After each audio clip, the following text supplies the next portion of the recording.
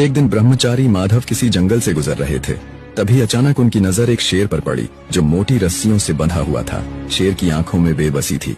जैसे ही माधव पास पहुंचे, शेर धीमे स्वर में बोला, हे ब्रह्मचारी, कृपया मुझे आजाद कर दो। मैंने कई दिनों से कुछ खाया नहीं है। मैं वचन देता हूँ तुम्हारा ये उपकार कभी नहीं भूलूंगा। माधव को उस पर दया आ गई। उन्होंने बिना कुछ कहे उसकी रस्सियां खोल दी और आगे बढ़ गए। कुछ दिन बाद जब माधव एक शांत जगह पर विश्राम कर रहे थे, वही शेर वहां आ पहुंचा।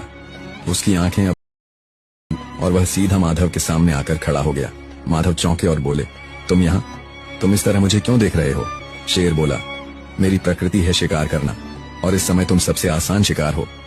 माधव ने आश्चर्य से कहा, मैंने तुम्हें मुक्त किया, जीवन दिया और अब तुम मुझे ही खाना चाहते हो?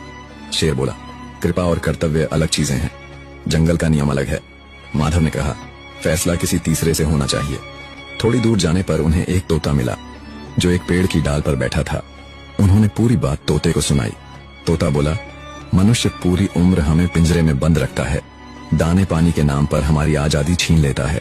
जब मन भर जाता है तो पिंजरा किसी और को दे देता है। मैं शेर का पक्ष लूंगा। माधव चुपचाप आगे बढ़े। कुछ दूरी पर उन्हें नारद मुनि मिल गए। उन्होंने पूरे घटनाक्रम को विस्तार से सुनाया।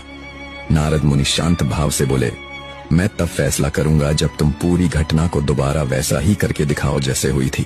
माधव ने बिना कुछ कहे शेर को दोबारा उसी तरह रस्सियों से बांध दिया जैसे वह पहले बंधा था। जब रस्सी कस चुकी थी, नारद मुनि मुस्कुराए और बोले, फैसला हो गया। नेकी हर जगह नहीं करनी चाहिए। जो आजाद होकर काटने लगे उसे फिर से बांध देना ही बुद्धिमानी है। दया करो पर पहचान के साथ, क्योंकि हर जरूरतमंद भरोसे